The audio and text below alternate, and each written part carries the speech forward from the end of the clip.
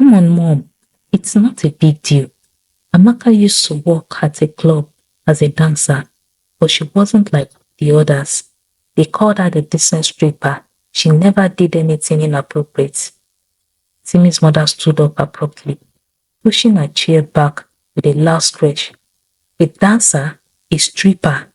Her voice rose and her eyes widened in disbelief. My son wants to marry a retired prostitute. Amaka flinched as the words hit her like a slap in the face.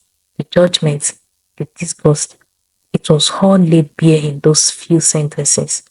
She had feared this moment, but nothing could have prepared her for the raw hatred in Timmy's mother's voice.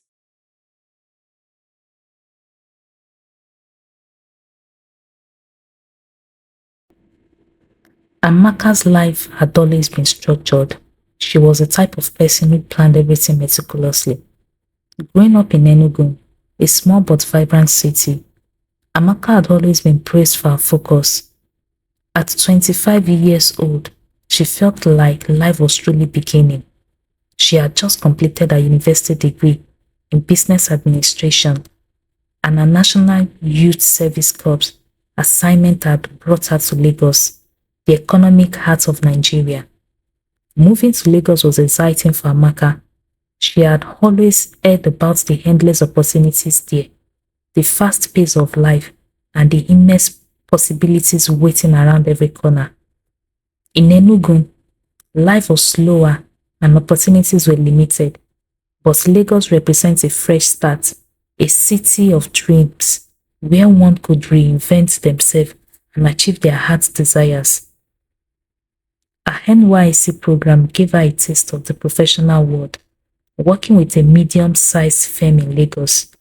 The experience was rewarding, but 2 months before the end of her service year, Amaka made a bold decision. She would settle in Lagos after her NYSC. She wanted more than the quiet, predictable life Enugu could offer. Lagos, with its fast job market and bustling city life, was where she saw herself thriving. Amaka's parents were supportive, but nervous about her decision. They knew Lagos was a tough place, full of hustle and competition, but they trust their daughter's judgment. She had always been the responsible one, the child who never caused trouble and always made smart decisions. So with her parents' blessings and a heart full of optimism, Amaka began planning her future. Once her NYSC ended, she used a small portion of her savings to rent a small cozy apartment in the central part of Lagos. It wasn't much, a one-bedroom flat with peeling paint and a small kitchen, but it was enough for her. Amaka didn't mind. She was focused on the bigger picture. The apartment symbolized the start of her adult life, her independence, and her future. As she unpacked her bags and settled into her new home, Amaka felt a sense of pride and excitement. She had made it this far, and she was confident that the next chapter of her life would bring success. With her degree, NYC experience, and a solid work ethic, she believed she would soon land a good job, build a career, and create a life she could be proud of. Amaka's job search began almost immediately after settling into her new apartment. She spent her mornings researching companies, crafting tailored resumes, and writing cover letters. Her confidence was high. After all, she was a university graduate with solid grades and relevant work experience from NYSC. Lagos had a reputation for being full of opportunities, and she was ready to seize them. She applied to every job that matched her qualifications, from entry-level administrative roles to junior management positions. Every day she would wait eagerly for a phone call or an email inviting her for an interview. But as days turned into weeks, her excitement began to fade. There were no response, not even rejections, just silence. Amaka couldn't understand what was going on. She knew the job market was competitive, but she had worked hard to build her credentials. After a month of waiting, she decided to double her efforts. She updated her CV, tweaked her cover letter, and applied to even more companies, sometimes sending out more than 10 applications a day, but still nothing came back. The few companies that respond to her applications only sent rejections emails. Amaka couldn't even secure an interview. It felt as though her qualifications were invisible, as if no one even bothered to notice her efforts. Her frustrations grew. Lagos, which once felt so full of promise, began to feel suffocating. The city's bright lights and fast pace now mocked her as she struggled to break into the professional world. She began to question her decision to move to Lagos. Maybe Enugu, with its slower pace and familiar faces, wasn't so bad after all. Despite her growing frustration, Amaka refused to give up. Every morning, she got up early, dressed as if she was going to work, and continued her job search. She was determined to make something of herself, no matter how long it takes. As the months passed, Amaka's savings began to dwindle. The small amount of money she had put aside after NYSC was quickly running out. Rent in Lagos was expensive, and her utility bills and living expenses were piling up. The reality of living in Lagos without a job was harsh. The excitement she had felt when she first moved into her apartment was gone, replaced with fear. She had no steady income, and her rent was due in just a few weeks. Amaka's mental state began to deteriorate. She became anxious, constantly worrying about her future. What if she couldn't find a job before her rent was due? What if she had to move back to Enugu in shame, a failure who couldn't make it in Lagos? Her nights were sleepless, her mind racing with thoughts of what she could have done differently. Should she have taken a different career path? Was her degree even useful in Lagos' competitive job market? To make matters worse, the rejections kept coming in. Each one felt like a personal blow, a reminder that she wasn't good enough. Some of the companies didn't even bother to respond. It felt as if her efforts were going unnoticed, and the sense of helplessness grew stronger. During this period, Amaka leaned on her friend Cynthia.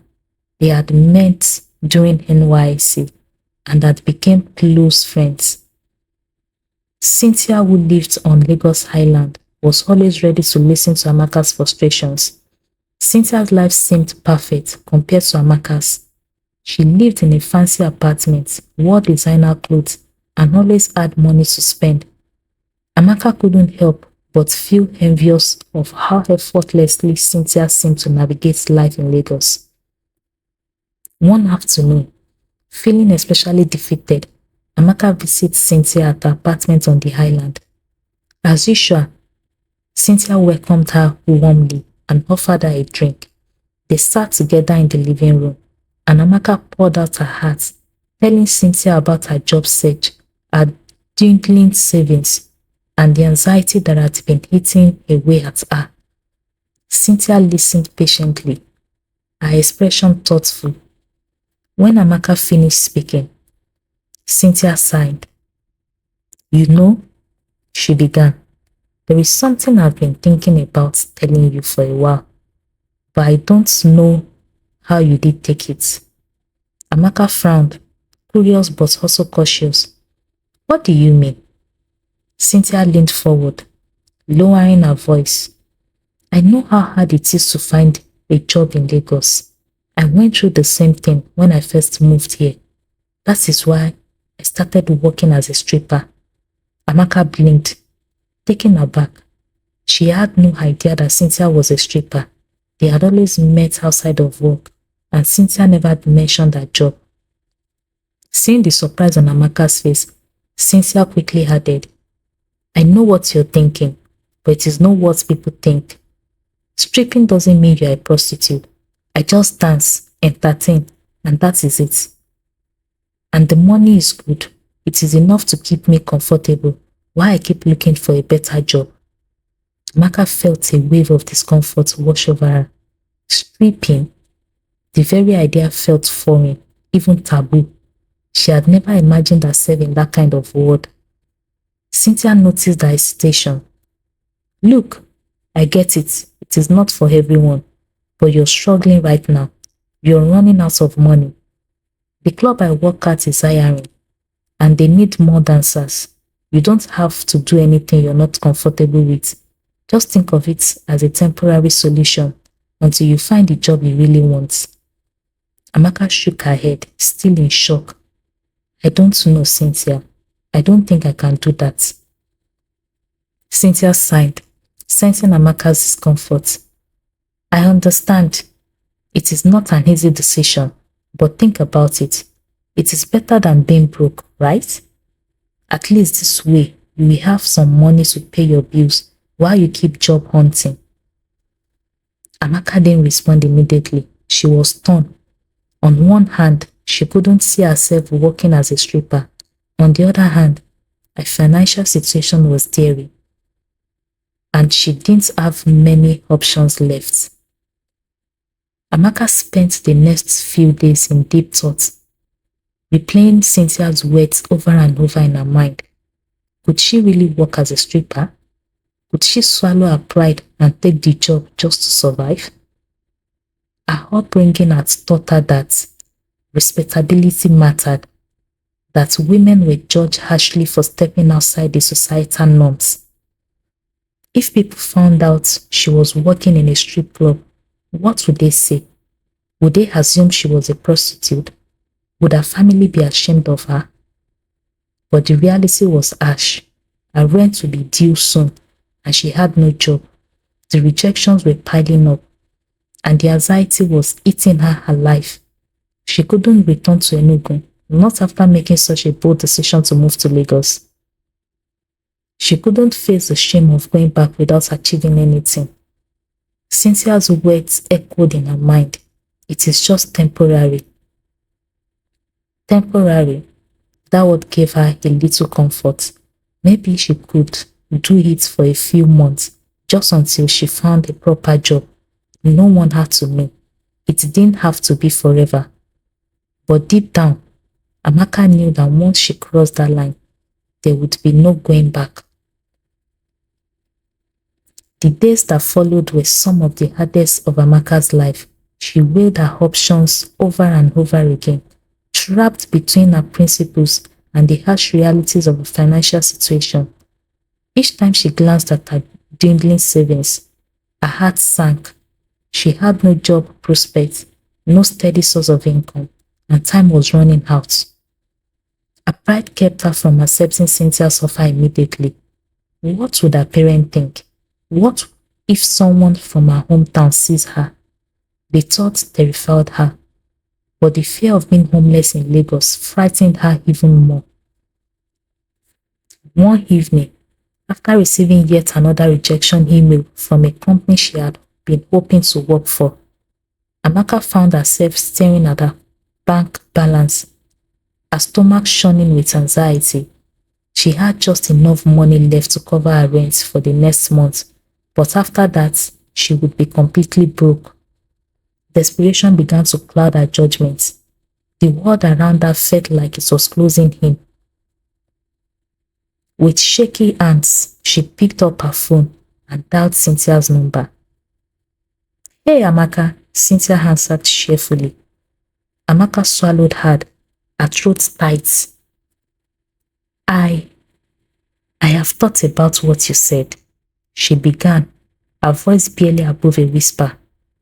About the job at the club. There was a pause on the other end of the line before Cynthia spoke again. And I will do it, Amaka said, her voice cracking. She couldn't believe the words were coming out of her mouth, but there they were, hanging in the air between them. Cynthia sounded relieved. It is okay, Amaka. I know it is not an easy decision, but trust me, it is going to be fine. I will help you every step of the way. Just think of it as a way to survive for now. You won't have to do it forever. Amaka nodded, even though Cynthia couldn't see her. Okay, when do I start? I will talk to my boss and let you know, Cynthia replied. Don't worry, you're going to be alright. As Amaka hung up the phone, she felt a strange mix of relief and dread. She had made a decision, but it didn't feel like victory. It felt like surrender. The day of Amaka's first shift at the club arrived quickly. Cynthia had helped her prepare, showing her what to wear, how to act, and how to protect herself in the club environment. Remember, Cynthia had said, you're in control. Don't let anyone touch you if you're not comfortable. You are just here to dance, entertain, and make money. That is it. Amaka dressed in the outfit Cynthia had given her, a tight sequence dress that sparkled under the dim light of her apartment. As she looked at herself in the mirror, she barely recognized the woman staring back at her. She felt vulnerable, exposed, but she reminded herself that this was temporary, just until she found a proper job. When she arrived at the club that night, her heart was pounding in her chest. The music was loud, the lights were dim, and the air was thick with the smell of alcohol and sweat. Cynthia greeted her at the door, her usual confident smile blistered on her face. You ready? Cynthia asked, sensing Amaka's nervousness. As ready as I will ever be, Amaka replied, trying to steady her breathing. The night was a blur. Amaka danced on stage, her body moving to the rhyme of the music. She was careful to keep her movements graceful and restrained, never crossing the line into anything too provocative. True to her nature, she kept a sense of decency in her performance, even though she knew where she was. The men in the audience were rowdy, some trying to reach out and touch her, but she kept her distance, just as Cynthia had advised. She avoided eye contact, focusing instead on the music, willing herself to get through the night. When her shift finally ended, Amaka felt drained, both physically and emotionally. She couldn't believe she had made it through the night, but when she received her pay at the end of her shift, she felt a small sense of relief. It wasn't much, but it was enough to cover her immediate expenses. As she walked home that night, Cynthia by her side, Amaka felt conflicted. She hated what she was doing, but she knew she had little choice. For now, this is her reality, and she would have to make the best of it. This turned into weeks, and Amaka slowly fell into a routine. During the day, she continued her job search, applying to as many companies as she could. At night, she worked at the club, dancing and entertaining the crowd, always maintaining a boundary of decency. The men at the club started to recognize her, some even giving her the nickname, the decent stripper, because of her reserved style. While many of the other dancers were more provocative, Amaka stuck to her own set of rules, never allowing anyone to cross her boundaries. The money was better than she expected. It wasn't enough to make her rich, but it was enough to keep her afloat. She paid her rent, covered her bills, and even managed to save a little. But despite the financial stability, Amaka couldn't shake the feeling that she was living a double life. By day, she was a job seeker trying to build a professional career. By night, she was a dancer, a performer in a world she never imagined herself in. She kept her new job a secret from her family and friends back in Enugu. She couldn't bear the thought of them finding out.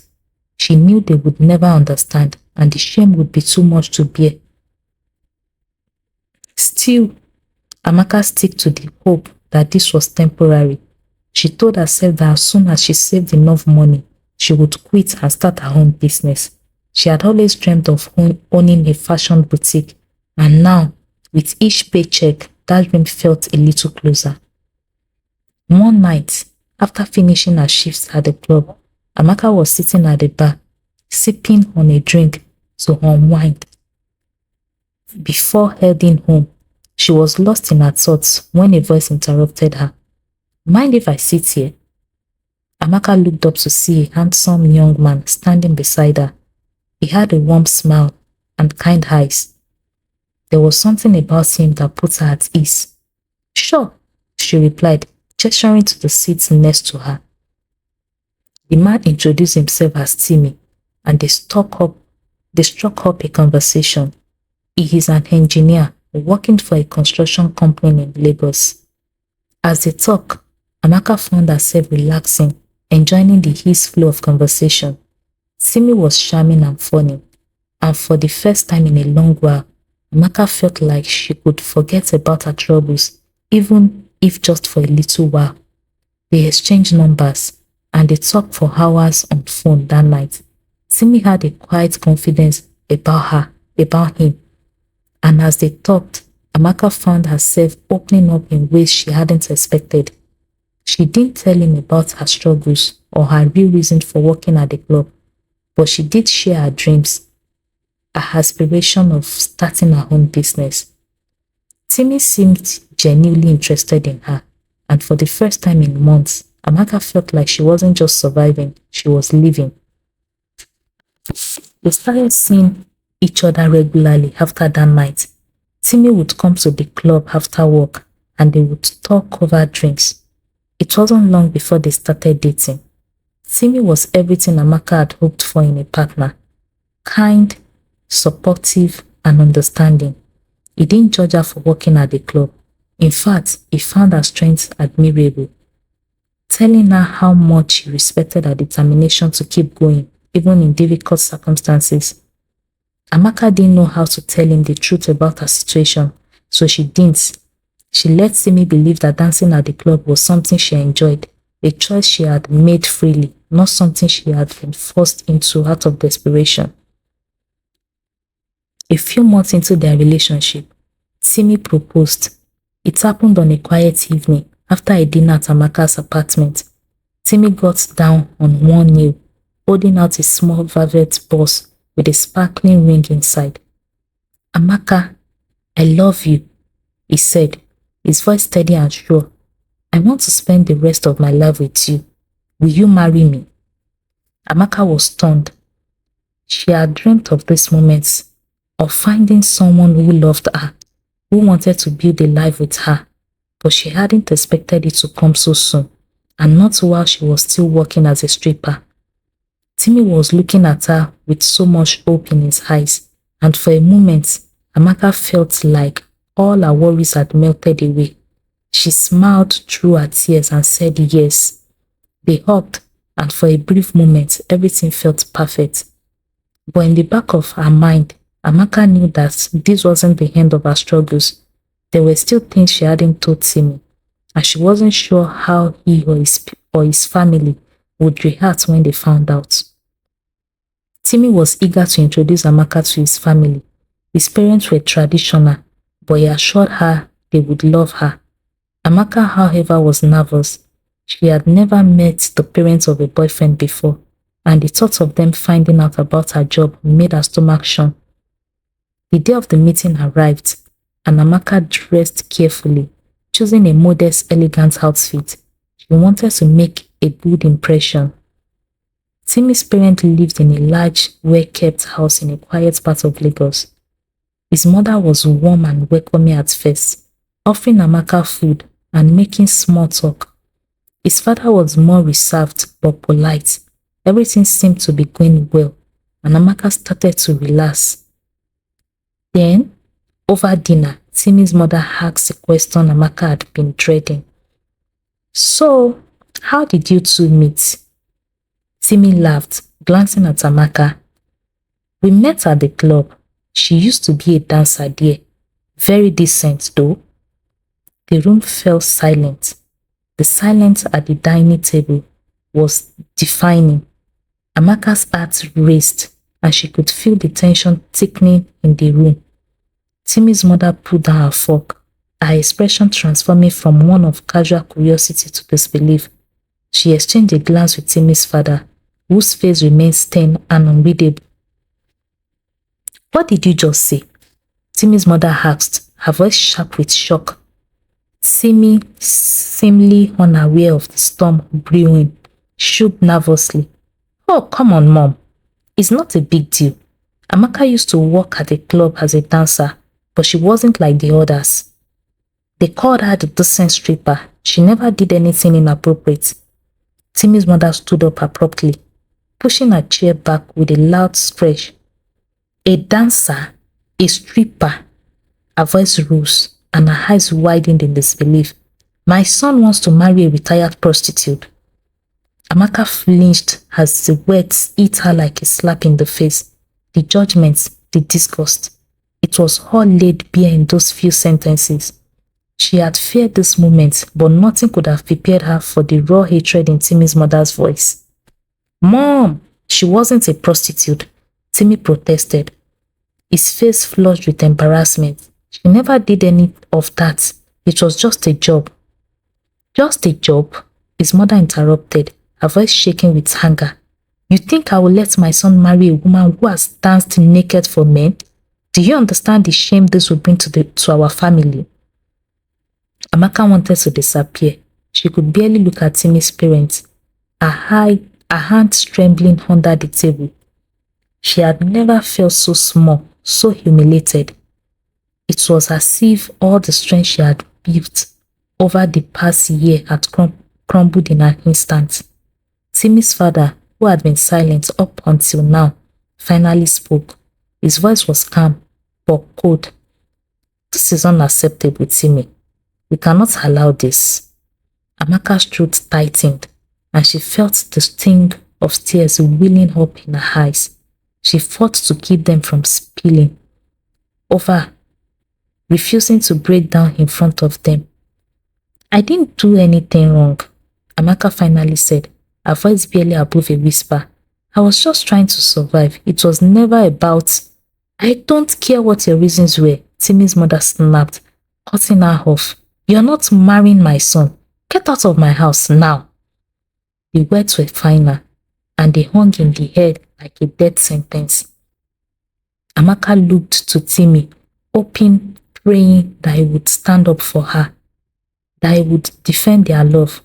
But Timmy was frozen, his eyes fixed on the floor, unable to meet hers. "Timmy," Amaka whispered, her voice pleading. He finally looked up, but there was something broken in his expression. "Amaka, I can't go against my parents." Those words shattered what was left of Amaka's heart. She felt as if the ground had been pulled from under her feet.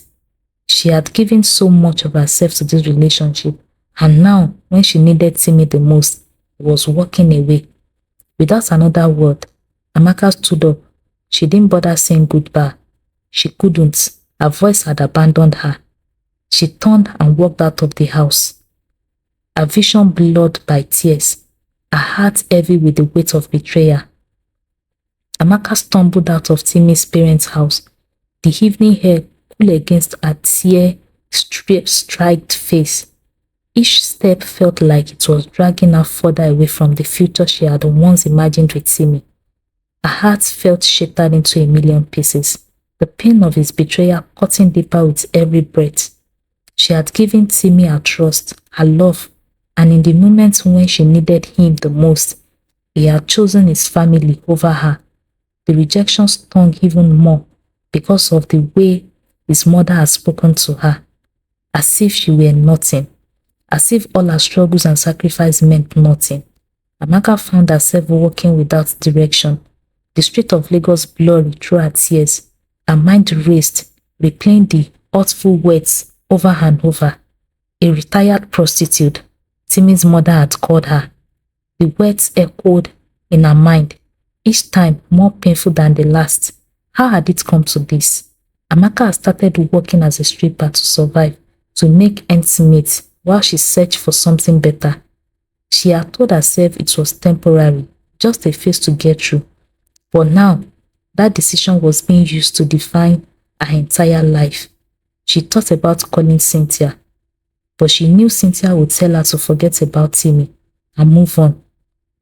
Cynthia had wondered about getting involved with someone who didn't fully understand her struggles, but Amaka had believed in Timmy, believed that he was different, that he saw her for who she truly was.